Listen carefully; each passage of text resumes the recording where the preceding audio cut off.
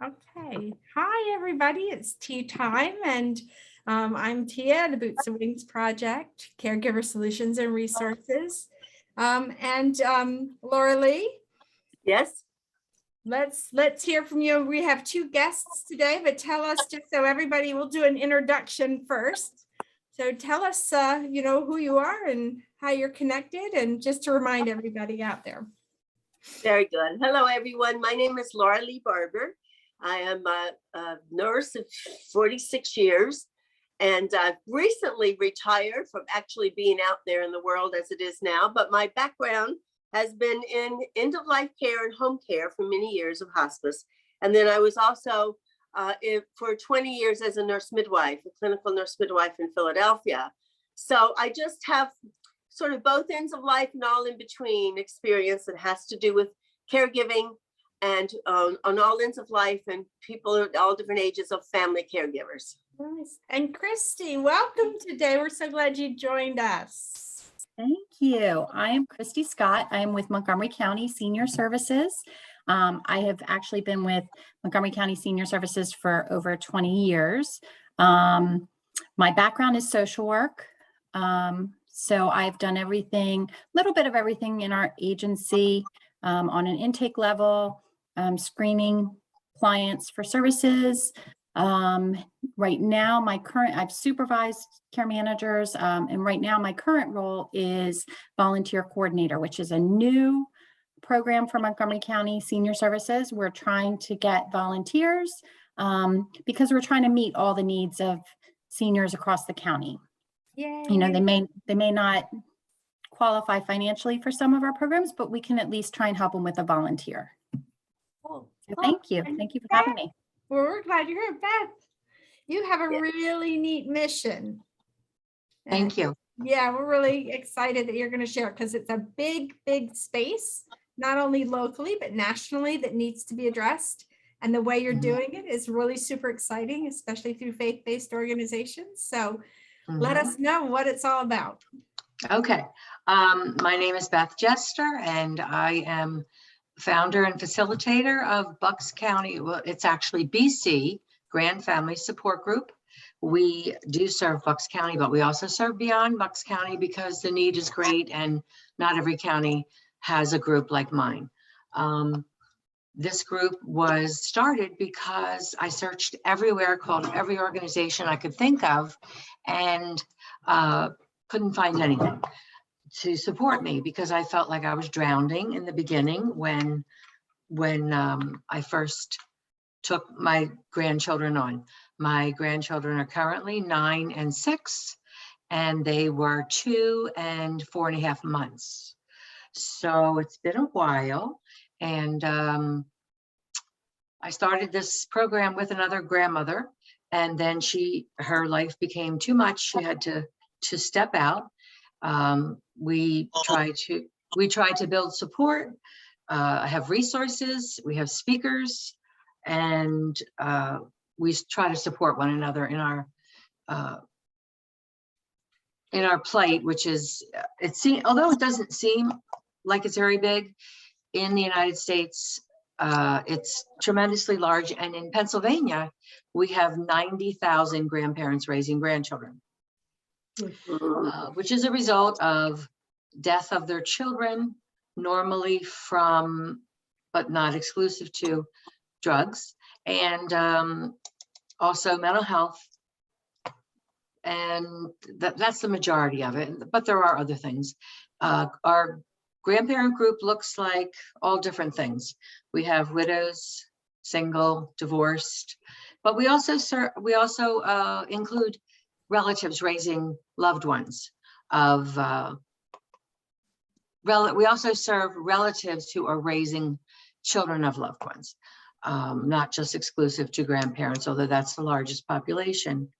We meet in the fall from September through November, and again in the spring from March through May, because we found out this is the easiest time to meet for grandparents. The summer has changing schedules, the fall, weather, holidays, etc. Let's see what else. Beth? Oh, we have a meal for the grandparents. I have a grant. We have a meal and we have babysitting, which is completely cost-free to the grandparents and really helpful because just in your mind, one more thing to get out the door somewhere, it prevents you a lot of times from going anywhere. This is the job of being a grandparent. Raising grandchildren is exhausting. Particularly it was for me in the beginning. I wasn't used to it. They were little. We had 4 years of no children in our home. And then what happens basically in a week for everybody is your life changes. The decision is made, normally an emergency situation. And suddenly your life is never the same. Yeah, So true. That's true. I don't So, imagine.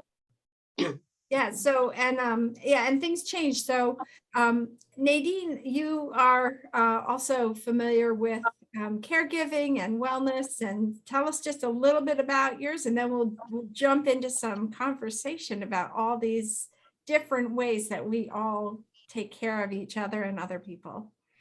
right, caregiving and okay. Well, the first thing that I tell everybody, which these are all things, of course, I've learned over the last almost 7 years, you need to be in a support group because your normal peers, I'll say, they're no longer your peers. Not that you do away with them, but they can't relate as well. So support groups are great because you can get every type of support you need there. The second thing, you must take care of yourself, whatever that looks like for you. Exercise, walking, getting a babysitter twice a week, begging your friends that love you, please help me. You have to do it because if you don't, just like we've all heard in the airplanes, you have to give yourself oxygen first, or you can't help the person next to you. Same thing. I'm sure it's not new to any of you, but it is a true need. All right. Thank you so much. So actually, that's exactly what I do. Hopeful Healing. I own a business called Hopeful Healing, and it provides health services virtually in home and on site. We provide self-care and wellness and health services to facilities, to support systems. I also provide hospice care through Reiki and energy healing and helping the families work into life planning and end of life planning and ceremonies. So one thing that I think it's really important is to understand that there's a lot of different ways for us to access self-care, but are we making sure that we're doing that? And I think that's across the board in any caregiver, right, Tia?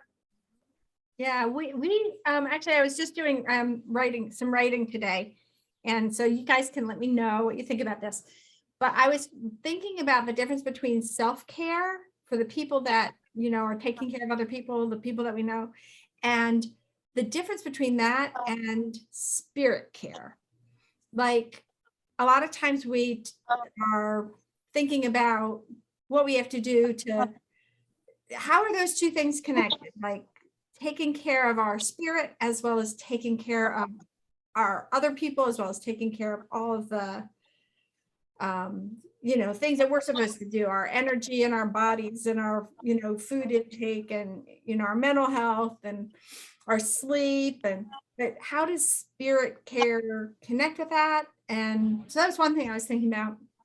And then where do you see, with all of your different people that you're helping, like where do you see similarities? Because we all, whether it's clinical or county or a local nonprofit or a wellness business, like you're all dealing with so many people and they have so many similar needs. So those are sort of the two things that kind of pop up. So anybody can jump in and share their thoughts. I think Go ahead, Nadine.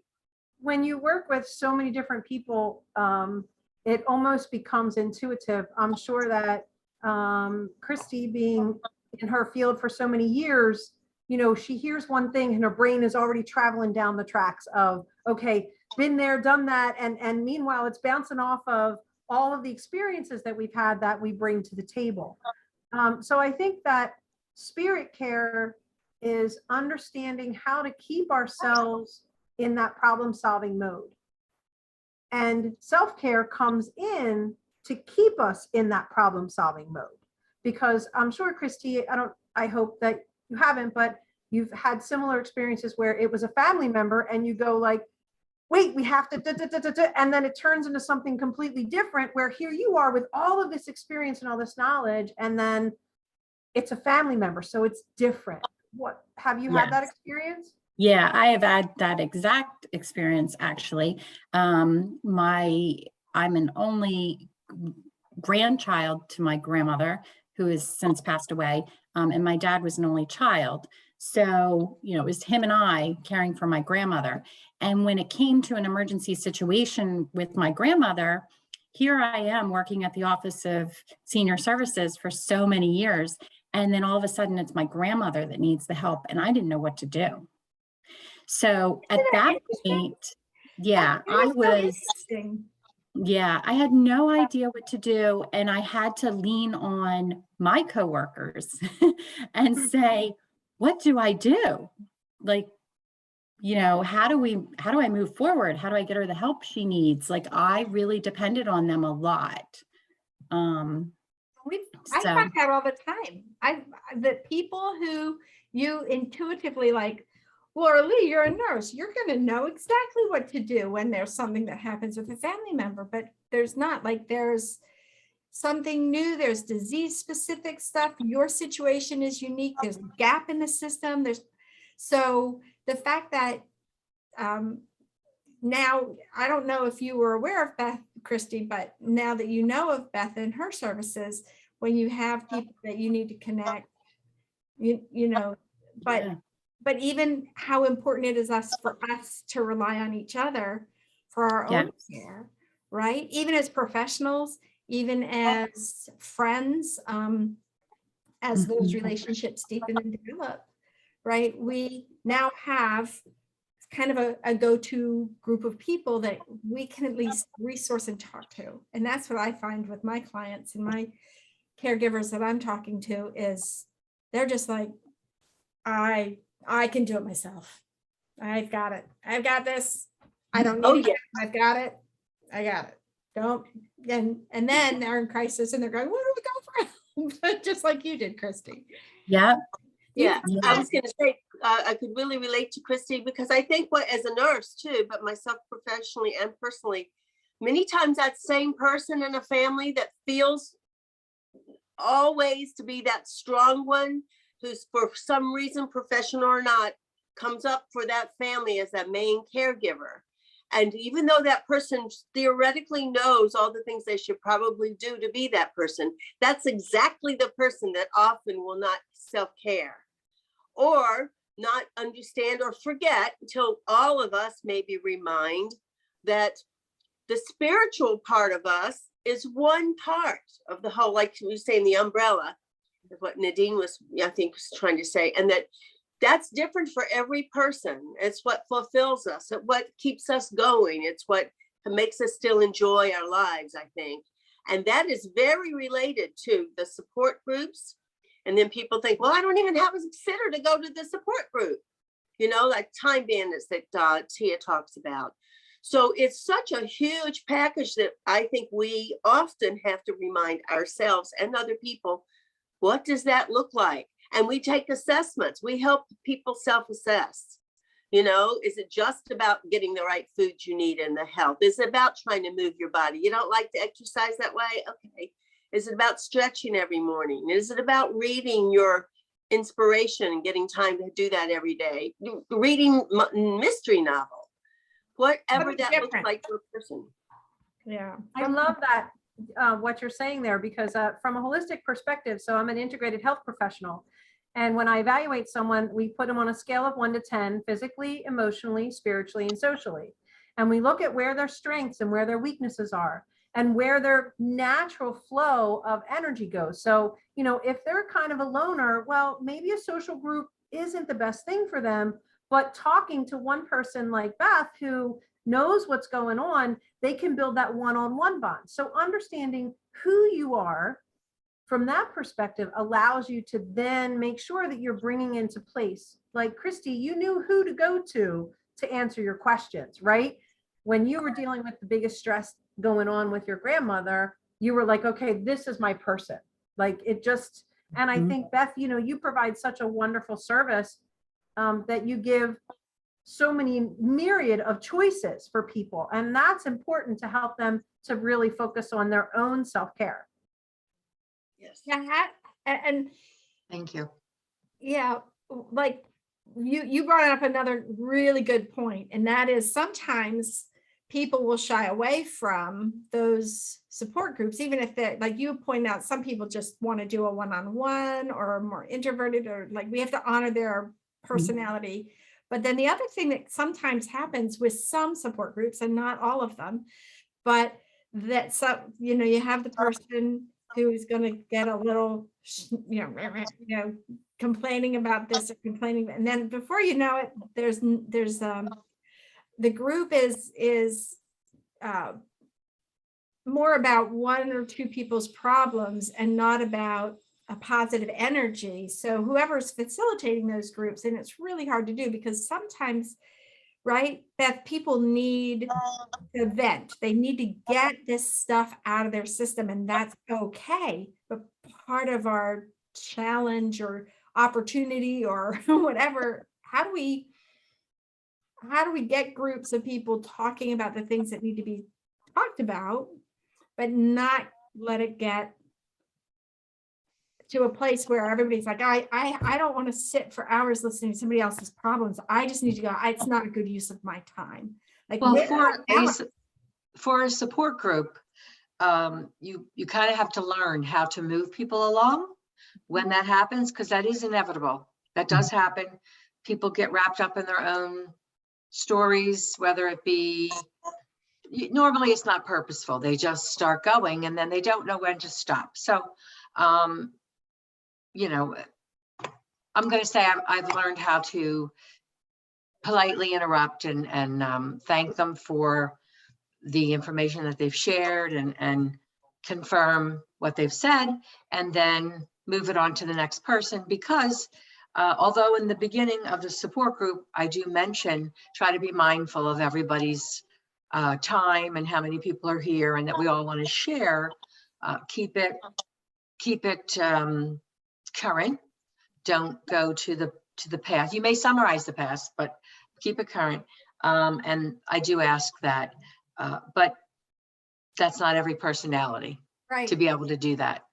yeah, And some people are brand new and they need to share, or they need to ask for advice, and they need more time, and that's natural. And then other people are there, which I so appreciate, just to support others in the group. And that's people wonderful. are graceful. Those people are graceful. The fact that they've been there and they're listening and they're there for the, you know, kudos to them. And that's exactly the meaning of support group, is to not make it about yourself. And Right. that's very cool. Right. And often it's modeling. And so, you know, thank you for your experience on that. I know with families, we often have the same thing. And, you know, even when we used to say, the good news is that they have a large family taking care of somebody at the end of life. The bad news is that they have a large family, you know. We all have dealt with that, where we've got family members that you're like, oh, if they come, we'll never get through this meeting. So sometimes families have a hard time with that. And that's where another person can come in, professional, and try. It might be that much on one visit, but move it forward a little bit. Right. Okay. You know? Well, folks, I'm gonna wrap it up for us today, but two things, if especially Christy and Beth, if you guys can just share for us the ways that people can reach you if they need to, and then also you are welcome to come back again if you we'd love to have you again. And we never know what we're going to always talk about and where the conversation is going to go, but it's always a blessing. And so we appreciate it. And So just real quick, how can people reach you, Beth? They can reach me through my email, which is bcgrandfamilies@gmail.com. I'm also, I have a Facebook page of the same address. Thank you. Christy? And for me, if anybody needs any services or anything, and we do have a grandparents raising grandchildren program, you can reach me at 610-278-3427.